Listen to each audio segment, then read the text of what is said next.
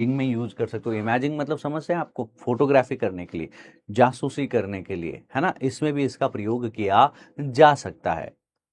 इसका भी प्रयोग किया जा सकता है। इतना याद रख सकते हैं दोस्तों हम लोग। याद रखा जा सकता है। अब यहाँ पे एक है इंटरनेशनल टेलीकम्युनिकेशन यूनियन। संयुक्त राष्ट्र की एक ऐसी एजेंसी है जो रेडियो फ्रिक्वेंसी का प्रबंधन करती है ताकि सैटेलाइट्स के बीच में जो हानिकारक हस्तक्षेप ना हो। तो कई लोग भेज रहे हैं यहाँ पे, सैकड़ों सैटेलाइट्स हैं यहाँ पे। तो यूनाइटेड नेशन की एक संस्था है जिसको इंटरनेशनल टेलीकम्युनिकेशन यूनियन बोलते हैं। क्या कहते हैं? International telecommunication union. यह क्या करती है? अलग अलग सैटेलाइट्स के लिए रेडियो फ्रिक्वेंसी का प्रबंधन करती है।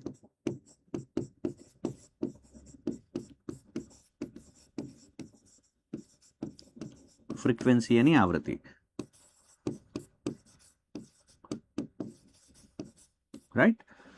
सो अलग अलग सैटेलाइट्स अलग अलग फ्रीक्वेंसी के ऊपर जो है कम्युनिकेट कर पाते हैं, संचार कर पाते हैं, ताकि एक सैटेलाइट की फ्रीक्वेंसी दूसरे सैटेलाइट को दुखी, परेशान, हार्मफुल इंटरफेरेंस, हानिकारक हस्तक्षेप ना करे।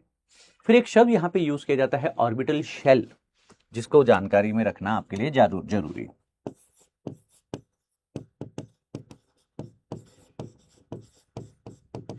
क्या होता है ऑर्बिटल शेल दोस्तों?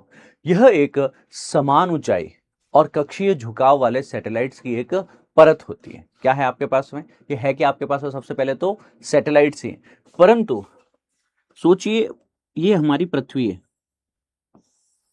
ये हमारी पृथ्वी है, और पृथ्वी से जो है आपके पास में कुछ सैटेलाइट्स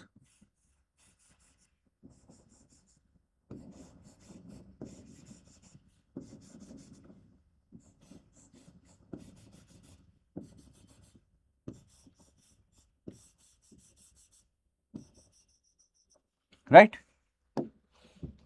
यह एक निश्चित ऊंचाई, जैसे हमने कह दिया कि सर ये सब 500 किलोमीटर की हाइट पे, यानी एक निश्चित ऊंचाई के ऊपर अगर ये रहे सारे के सारे, समान एल्टीट्यूड, समान ऊंचाई पे है और समान ही कक्षीय झुकाव है, सभी का जो है कक्ष के ऊपर एक्सियल बैंड जो है समान हो आपके पास में, तो ऐसे सैटेलाइट्स की परत को जो है ऑर्बिटल शेल कहा जाता है। ऑर्बिटल शेल कहा जाता है। तो अगर तुम्हें पूछा जाए, है ना, अगर तुम्हें पूछा जाए तो क्या याद रखोगे? समान ऊंचाई, समान कक्षीय झुकाव के सैटेलाइट्स, है ना, एक ही हाइट के ऊपर है और एक ही तरह का झुकाव है उन सभी का, और वो सब पृथ्वी की परिक्रमा कर रहे हैं, तो उन्हें हम लोग ऑर्बिटल शेल कहते हैं। ऑर्बिटल शेल कहते हैं।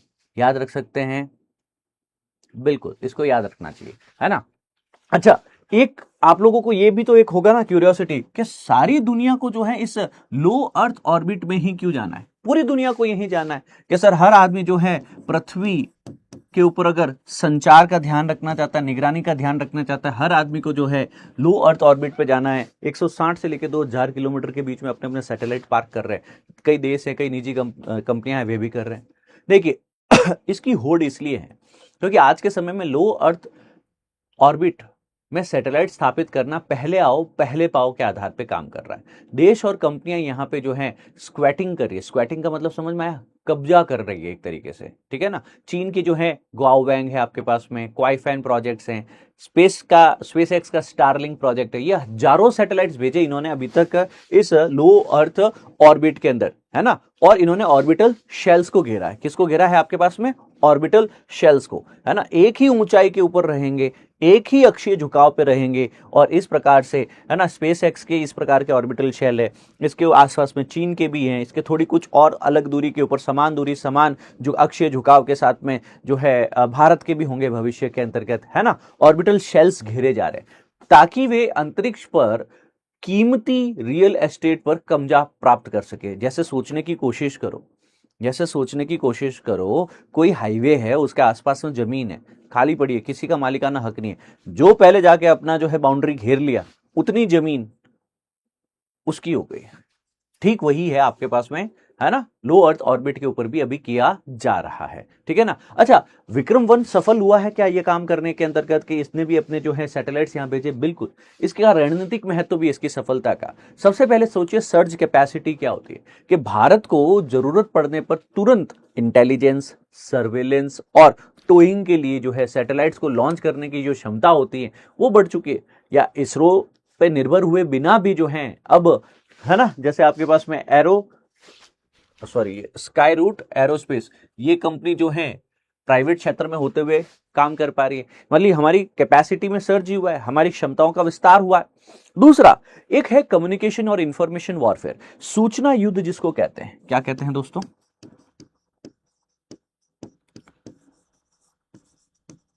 सूचना युद्ध जिसको कहा जाता है। अच्छा, सूचना युद्ध, इंफॉर्मेशन वॉरफेयर यानी संकट के समय लो अर्थ ऑब्जर्वेशन सैटेलाइट्स बहुत काम आते हैं। अभी ऑपरेशन सिंदूर बहुत काम आए थे ये भारत में जो इसरो के थे, है ना। जैसे कि ईरान युद्ध में जो है स्टारलिंक सैटेलाइट को अमेरिका यूज कर रहा है। तो विदेशी प्रदाताओं पर अत्यधिक निर्भरता भारत के लिए तो जो है सुरक्षा के लिए खतरा है। तो भारत कह रहा है कि भाई मैं ऐसे भारत के अंदर ही क्यों ना डेवलप करूं। ऐसे ही भारत में भी डेवलप की जा रही है, क्षमताओं का निर्माण किया जा रहा है। ठीक है। अब अभी भी कुछ चुनौतियां हैं इनके समक्ष कि भारत में अभी भी लॉन्च फ्रीक्वेंसी और क्षमता में बहुत ही पीछे है। हमने अभी एक लॉन्च किया, अब अगला लॉन्च होगा 2027, 28, 29 में। जबकि स्पेस एक्स में क्या है, सुबह 2 लॉन्च हो रहे, शाम को 2 लॉन्च हो रहे। चाइना में क्या है, एक हफ्ते में 2-3 लॉन्च हो रहे। हमारे यहाँ पे हुआ ही पहली बार है और अब अगला होगा कुछ महीनों या कुछ सालों के बाद में। मतलब हमारे यहाँ पे लॉन्च, जितने भी रॉकेट्स जो लॉन्च किए जा रहे, सैटेलाइट लॉन्च किए जा रहे प्राइवेट के द्वारा, उसकी फ्रीक्वेंसी, उसकी आवृत्ति, उसकी संख्या कम है, उसकी क्षमता भी कम है। मात्र 350 किलो ही हम लेके जा पा रहे। 350 किलो में कितना क्या लेके जा पाएंगे? 1 सैटेलाइट, 2 सैटेलाइट, 5 सैटेलाइट। भाई साहब यहाँ पे हजारों सैटेलाइट स्पेस एक्स और हजारों सैटेलाइट्स गुआवांग लॉन्च कर चुका है, ऑलरेडी लॉन्च इट। दूसरी बात है, इनके पास में है रीयूजेबल सैटेलाइट्स लॉन्च व्हीकल। जैसे हमारा विक्रम 1 क्या है, इसने यहां अर्थ से लेकर के ऊपर तक सैटेलाइट तो पहुंचा दिया। अब ये रॉकेट जो है, ये कक्षीय प्रक्षेपण यान जो है, ये पुनः प्रयोज्य नहीं है, ये रीयूजेबल नहीं है आपके पास में। ठीक है ना। तो इसरो का नेक्स्ट जनरेशन लॉन्च व्हीकल जो है आपके पास में 2030 के दशक के मध्य तक चालू हो पाएगा। आज हम 2026 में, ये कह रहे 2035 के आसपास तक जो है मैं स्पेस एक्स जो अभी काम कर रहा है ना, वो हम 2035 तक कर पाएंगे। तो भाई मेरे, सीधी सी बात है, तब तक तो एक दशक में तो ये लोग कहां पहुंच जाएंगे। ये लोग तो बैठे भी नहीं है, दिन रात 24 घंटे काम कर रहे हैं। हमारे पास में रीयूजेबल लॉकर अब एक बार बना के भेजा, ये खराब है, ये कहीं अंतरिक्ष में ही ब्लास्ट हो जाएगा, ये कहीं जो है महासागर में जाके गिर जाएगा, ये वापस जो है इसको हम रिट्रीव नहीं कर पा रहे, इसको यूज नहीं कर पा रहे। कॉस्ट ज्यादा है। नंबर 2, इसके अंतर्गत लगने वाला मटेरियल एक बार यूज हो गया हमारे लिए बर्बाद है, फिर वो है ना, बर्बाद है वो। तो यह भी हमें जरूर ध्यान रखना चाहिए कि पुनः प्रयोज्य जो डिलेड रीयूजेबल रॉकेट्स हमारे पास में नहीं मिल पा रहे। फंडिंग और सरकारी ठेके के सर, स्पेस स्टार्टअप में शुरुआती वर्षों को जीवित रहने के लिए हजारों करोड़ रुपए की जो है आपके पास में VC fund, venture capital fund के अलावा बाहरी सरकारी कॉन्ट्रैक्ट्स की भी सख्त जरूरत होती है। डायरेक्ट प्रोक्योरमेंट हो, सरकार खुद जो है इनकी सेवाओं का प्रयोग करे, क्या ये भारत में हो पाएगा? चुनौती का विषय है। चलिए, तो ये था इसका विधि विश्लेषण। अब हम बात करते हैं आज के प्रश्न की जो इस एडिटोरियल पे हैं दोस्तों। चलिए सॉल्व कीजिए इस प्रश्न को। सभी स्टूडेंट सॉल्व करेंगे, एवरीवन।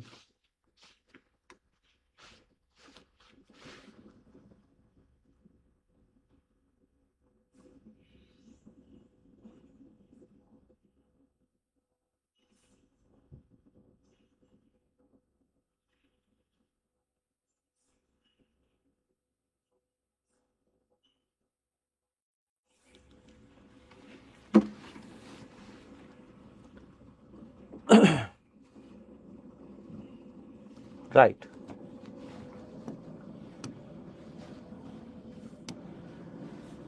यहां पे आपका आंसर क्या रहेगा? आंसर इज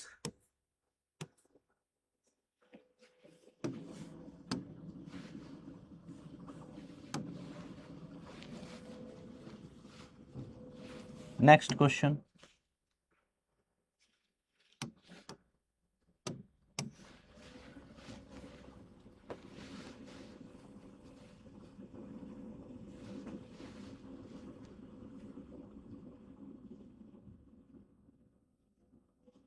हाँ जी,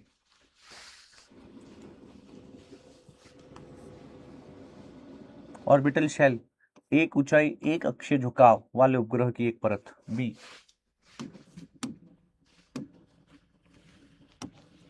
एक मेंस का क्वेश्चन जिसे आप लिख करके शेयर कर सकते हैं मुझे जे सर यूपीएससी इंस्टाग्राम और टेलीग्राम हैंडल पे दोस्तों। आगे बढ़ते हैं द हिंदू के फ्रंट के ऊपर और उसके बाद